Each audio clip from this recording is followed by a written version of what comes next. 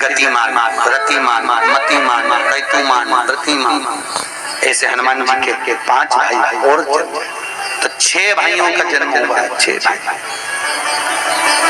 भगवान कभी कम नहीं देता। और आज भी नियम है महाराज, जिसकी फैक्ट्री नहीं चलती हो, प्रॉपर्टी की आप खरीदारी बेचादारी करते हो, प्रॉपर्टी से जुड़ा हुआ काम करते हो, या लोहे से जुड़ा हुआ करते हो, या फैक्ट्री आदि आदि का कर्म करते हो, कोई मैन्युफैक्चरिंग करते हो, वो नहीं चल रहा तो हनुमान जी के उल्टे पांव का सिंदूर लीजिए और हनुमान जी के दूसरे नंबर के भाई गतिमान का नाम लीजिए। किसका नाम लेना है? गतिमान। गतिमान का नाम लेकर फैक्ट्री के बाहर या फैक्ट्री पर एक स्वस्तिक का निर्माण कर दीजिए, हनुमान जी के उल्टे पांव के सिंदूर और गतिमान का नाम लेकर। कभी आपकी फैक्ट्री कोई काम नहीं निकालेगी, उन्नति की ओर ही निकल जाएगी, कभी घाटे की ओर नहीं जाएगी। गतिमान, रतिमान, केतुमान, मतिमान, ये जितने भी नाम है हनुमान जी के भाइयों के, ये सब कल्याण करते हैं। एक एक नाम कल्याण करते महाराज। ठीक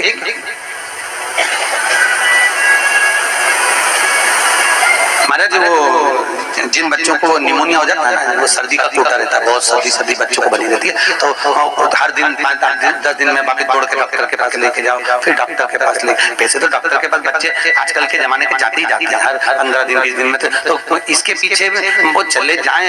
एक हास्य रंग में हमसे पूछा किसी ने, महाराज जी आज के बच्चे बार बार हॉस्पिटल डॉक्टर क्यों जाते हैं? तो हमने कहा देखो भैया, बच्चा जहाँ जन्म लेता है उनसे प्रेम ज्यादा होता है। पहले नानी के घर में पैदा होता था, इसलिए नानी के घर ज्यादा जाता था। दादी के घर में ज्यादा पैदा होता था, इसलिए दादी के घर ज्यादा जाता था। आज के बच्चे हॉस्पिटल में ज्यादा पैदा होते हैं, इसलिए हॉस्पिटल ज्यादा घूमने जाते हैं।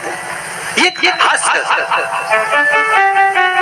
पर यदि बच्चे को सर्दी ज्यादा होती है, निमोनिया ज्यादा होता हो, ठंडा का कोटा ज्यादा रहता हो, तो पीपल के 5 पत्ते महाराज उस पे घृत लगाकर हनुमान जी के तीसरे नंबर के भाई व्रतिमान का नाम लेकर, व्रतिमान का नाम लेकर बच्चे की छाती पर एक वस्त्र से उसको बांध दीजिए, रात्रि भर बंधे रहने दीजिए महाराज। और बांधना कौन से दिन है? 12 तिथि को, बस एक बार बांधना, उसके बाद सर्दी का कोटा नहीं रहता महाराज, बच्चा स्वस्थ अपने आने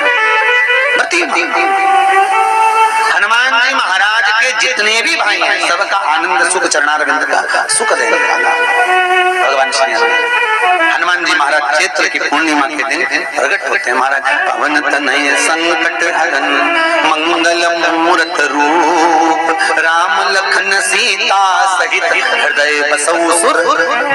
श्री हनुमान जी महाराज का प्रागट्य होता है, चारों तरफ सुख ही समाहित हो जाता है, आनंद ही आनंद स्थापित हो जाता है चारों। अब दोनों में अंतर देखिए। हनुमान जी की जब स्तुति गाई जाती है तो बोला जाता है विद्यावान गुणी अति। फिर से बोलो एक बार लाइन से, विद्यावान गुणी अति। हनुमान जी विद्यावान थे और लंका का राजा रावण विद्वान था। क्या था? जम के बोलो विद्वान, ये विद्यावान वो विद्वान। तो एक प्रश्न सामने खड़ा होता है कि विद्यावान और विद्वान में क्या अंतर है? हनुमान जी विद्यावान गुणी अति चातुर, रावण विद्वान, तो दोनों में अंतर क्या है? विद्वान ये भी विद्वत्ता से विद्वत्ता, वो भी पढ़ा लिखा, ये भी पढ़ा लिखा। अष्ट सिद्धि नवनिधि उनके पास में, इसके पास। तो फिर अंतर क्या है? तो शिव महापुराण की कथा कहती है, जिस व्यक्ति को पढ़ कर विद्या अर्जन कर खूब पढ़ाई करते अच्छा पद जब मिल जाता है और उसको जब अहंकार आ जाता है तो वो विद्वान हो जाता है। और जिसको पढ़ कर खूब अच्छी सिंहासन भी मिल गया, उसके बाद भी उसका चित्त वृत्ति नम्र होता चले जाता है, तो वो विद्यावान हो गया। विद्वान में अहंकार है, विद्यावान में नम्रता है। बहुत ध्यान देना हमारा।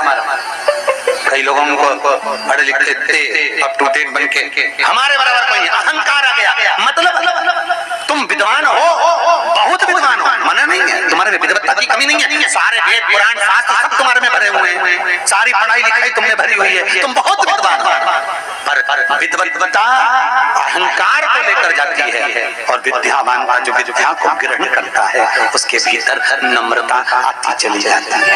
नम्रता, कोई कोई व्यक्ति ऐसा होता है जिसके पास भगवान पैसा खूब देता है तो उसको नम्रता देता है, खूब नम्रता, इतना प्रेम से बोलेगा, इतना मीठा बोलेगा, और बोलो साहब और मेरे लिए भी सेवा हो तो बता दो, और बोलिए साहब, इतनी नम्रता। और किसी किसी के पास में अहंकार इतना ज्यादा आ जाता है धन के साथ में कि वो किसी को गिनता ही नहीं, बिल्कुल ऐसा लगे जैसे भेरू पे सिंदूर चढ़ा, एकदम गिनते हैं। तो दोनों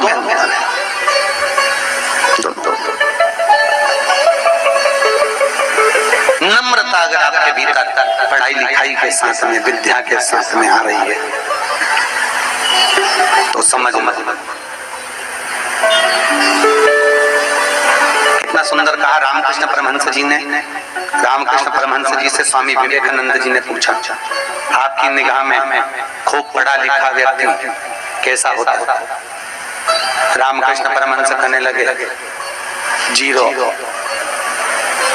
कैसा होता है? शून्य। स्वामी विवेकानंद ने फिर रामकृष्ण परमहंस से पूछा, आपकी दृष्टि में बहुत पढ़ा लिखा, बहुत पैसे वाला, धनपति व्यक्ति कैसा होता है? रामकृष्ण परमहंस जी ने कहा, डबल शून्य, डबल जीरो। स्वामी विवेकानंद जी ने फिर पूछा रामकृष्ण परमहंस जी से, गुरुदेव आपकी दृष्टि में पढ़ा लिखा व्यक्ति, बहुत धनपति, सब ज्ञान में निपुण, वो व्यक्ति कैसा होता है? रामकृष्ण परमहंस ने कहा, ट्रिपल जीरो, 3 शून्य। स्वामी विवेकानंद ने कहा, गुरुजी अगर ये सब शून्य की गिनती में आ गए तो कीमत किसकी होगी? रामकृष्ण परमहंस जी ने कहा, सारे ज्ञान प्राप्त करने के बाद जो झुकना नहीं जानता, नम्रता नहीं जानता, वो जीरो के बराबर ही होता है। और जिसके पास में धन भी है, विद्या भी है, सारी निपुणता है, और जिसके भीतर नम्रता बनी हुई है, उसके आगे एक लगा दिया जाए तो वो करोड़ों की गिनती में हो जाता है। उसके आगे एक कई लोग बड़ी अभिमतता में जाते हैं, मेरे बराबर कोई, और जो मैं करके मर जाता है अगला जन्म बकरा बकरी का हो जाता है, मैं करता फिरता है। छुपकली और बकरा बकरी दोनों पहचान जाओ, बहुत परिचित है। तुम्हारे दरवाजे पर कोई बकरा बकरी दिखे तो समझ लेना तुम्हारा रिश्तेदार आया है। मैं करके मर गया, मेरा घर, मेरी परिवार, मेरा कुटुंब, मेरी घर, मेरी गाड़ी, मेरा बंगला, मेरा करके मरा, बकरा बकरा मैं तो मैं अभी मर।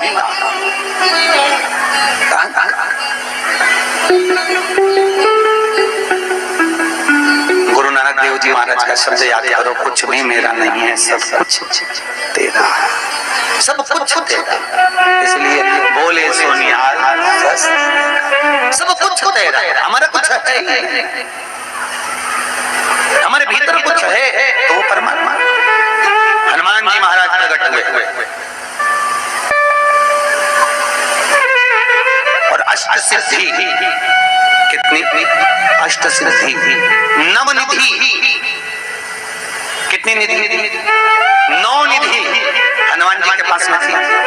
अष्ट सिद्धि 9 निधि, और उस 9 निधि में सबसे ज्यादा सुंदर निधि जो दुनिया की हित की है वो है नील निधि।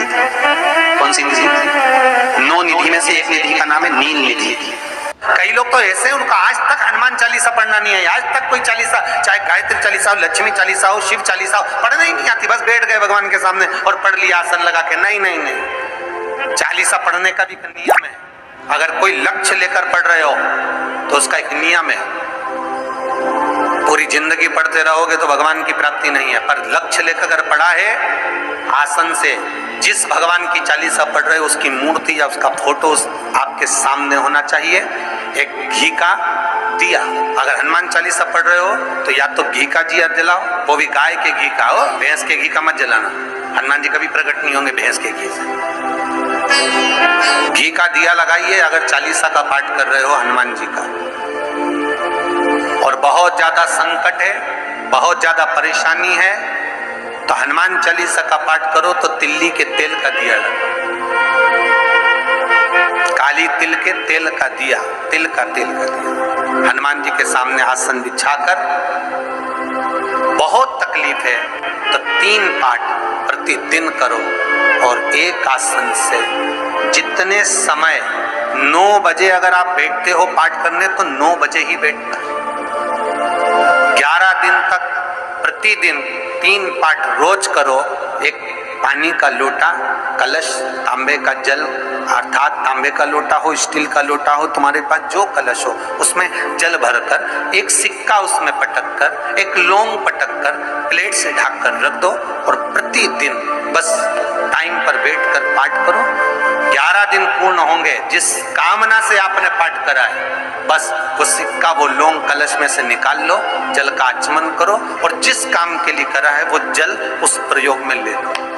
उस प्रयोग, किसी से बात करने जाना है तो वो जल पी कर जाइए, कोई से हाथ मिलाना है तो वो सिक्का, वो लौंग अपने हाथ में रखिए, अपने साथ। राम जी महाराज जब गए, हनुमान चरित्र कथा, राम जी महाराज जब जाने लगे तो उन्होंने हनुमान जी से कहा कि तुम क्या चाहते हो? हनुमान जी बोले मेरे को जाना है, क्योंकि जहां राम वहां हनुमान। हनुमान जी जब कहते लगे कि मेरे को जाना है तो राम जी महाराज बोले नहीं नहीं हनुमान, तुझे सबसे ज्यादा प्रिय क्या है? तो कह राम। तो हनुमान तू कह रहा है सबसे ज्यादा प्रिय है, राम प्रिय है, तो एक बार जिस समय देवऋषि नारद का अपमान हुआ, विश्वामित्र बाबा का अपमान हुआ, उस समय पर एक राजा ने जब अपमान करा तो तूने उसको राम नाम लिखकर एक जगह पर बिठा दिया और कहा कि तू राम नाम जपते रहे। उसने राम नाम जपा। तब हनुमान याद कर, मेरे सम्मुख में तू खड़ा था और युद्ध होने वाला था, तो तूने क्या कहा था? प्रभु आप इसको मार नहीं सकते क्योंकि ये आपका नाम ले रहा है, राम से बड़ा होता है राम का नाम, आप इसे मार नहीं सकते। तब आपने ये संवाद कहा था, हनुमान बता तेरी प्रियता क्या है? हनुमान जी कहते हैं प्रभु आपने मुझे जगा दिया, क्योंकि मुझे श्राप ये मिला था कि तू जागेगा किसी की जगाने पर, आपने मुझे जगा दिया। इसलिए है नाथ, अब मैं जाना नहीं चाहता, सत्संग करना चाहता।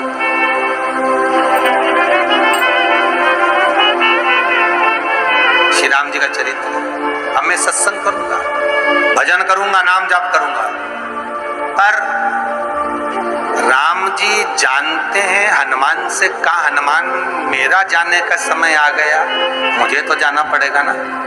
सीता पृथ्वी में चली गई, मुझे भी जाना है, मैं सरयू के जल में अपने प्राणों को त्यागूंगा, मानव का शरीर है इसको त्यागना तो पड़ेगा ना हनुमान।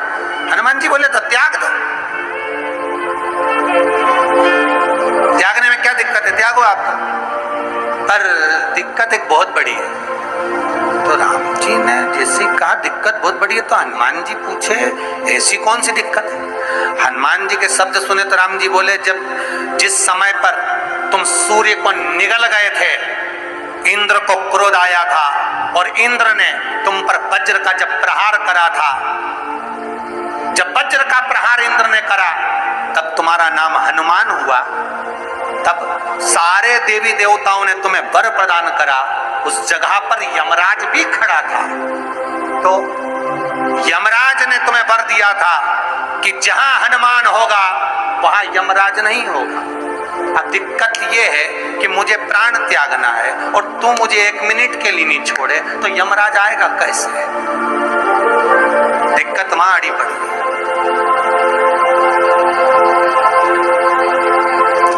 हनुमान जी मुस्कुरा के बोले राम जी महाराज से, प्रभु मैं आपके बिना रह नहीं सकता। तो राम जी बोले मैं भी जानता हूं कि तू मेरे बिना नहीं रह सकता, पर एक काम तो कर सकता है ना। क्या? मैं अगर कोई काम बताऊंगा तो तू करेगा कि नहीं करेगा? हनुमान जी बोले आपका काम और मैं ना करूं, ऐसा कभी हुआ है? जरूर करूंगा। ठीक है।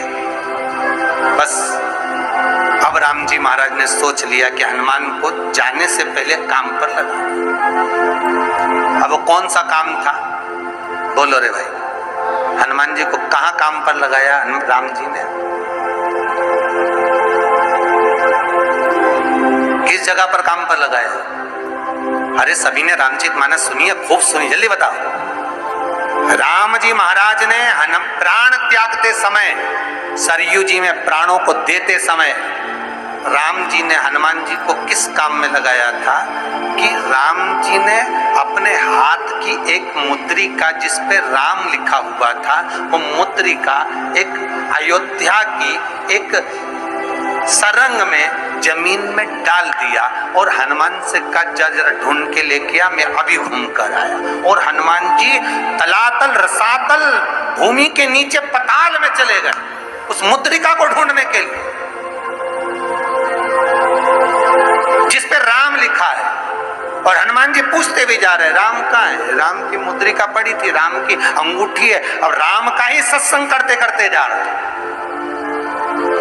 और राम जी चले गए सरयू, क्योंकि हनुमान अगर होगा तो यमराज नहीं आ सकता। हनुमान को यहाँ से हटाना पड़ेगा तब यमराज लेने के लिए आ सकता, तब यम आए, क्योंकि यम अपने नियम को धारण करेगा, चाहे कृष्ण हो चाहे राम। वास्तु के हिसाब से केवल एक दीवार ऐसी होती है जहां पर हनुमान जी का चित्र लगाया जाता है। चाहे तुम पर्वत उठाने वाला चित्र लगाओ हनुमान जी का, चाहे बैठे हुए लगाओ, चाहे रामायण पढ़ने वाला लगाओ, चाहे लंका दहन करने वाला लगाओ, चाहे राम नाम जपने वाला लगाओ, चाहे लक्ष्मण को संजीवनी देने वाला लगाओ, चाहे मौन मुद्रा में लगा दो, चाहे स्तुति में लगा दो, चाहे भजन में लगा दो। हनुमान जी का कोई भी चित्र लगता है तो ना पूरब में लगेगा, ना पश्चिम में लगेगा, ना दक्षिण में लगेगा। हनुमान जी का अगर चित्र लगता है तो उत्तर की दीवार में दक्षिण को देखते हुए लगता है, केवल एक ही स्थान।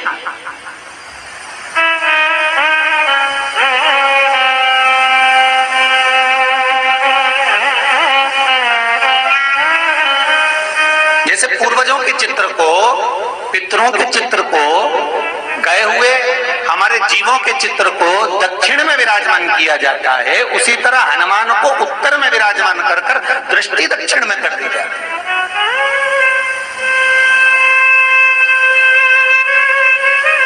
घर में हनुमान जी के जितने फोटो होते हैं उसको केवल दक्षिण दिशा में लगा और उत्तर दिशा में लगा बिठाते थे, और दक्षिण की ओर उनकी दृष्टि होना चाहिए, दक्षिण की ओर उनका मुख होना चाहिए। क्यों? महाराज, अगर व्यक्ति के जीवन में कोई बीमारी आने वाली है, व्यक्ति के जीवन में कोई रोग आने वाला है, व्यक्ति के जीवन में अगर कोई कष्ट आने वाला है, व्यक्ति के जीवन में अगर कोई परेशानी आने वाली है, व्यक्ति के जीवन में कोई एक्सीडेंट का योग भी बनने वाला है, तो शास्त्र कहता है वो दिशा दक्षिण से ही बनता है।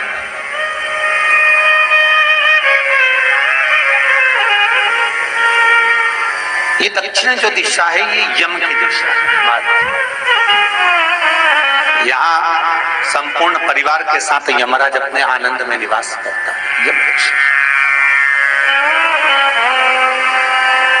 और जब हमारे घर में, हम ये नहीं कह रहे कि आप हनुमान जी का फोटो लगाओ, हम ये भी नहीं कह रहे, आपके घर में हो और आपने अगर विराजमान कर रखा है किसी दिशा में, तो हमारा तो निवेदन रहेगा, अभी तक आपने अगर जैसा रखा पर एक बार दिशा बदल कर देखना कि रोग, बीमारी, कष्ट, दुख, तकलीफ में आपको लाभ मिला कि ना। हनुमान जी ने केवल दक्षिण दिशा की ओर अगर मुख कर हमने विराजमान कर दिया, फोटो ही विराज दिया। हम ये नहीं कहेंगे आपसे कि आप बाजार से फोटो खरीद के लाओ फिर लगाओ, नहीं, आपके घर में हो तो आप लगा दीजिए, आपके घर में हो तो विराजमान कर।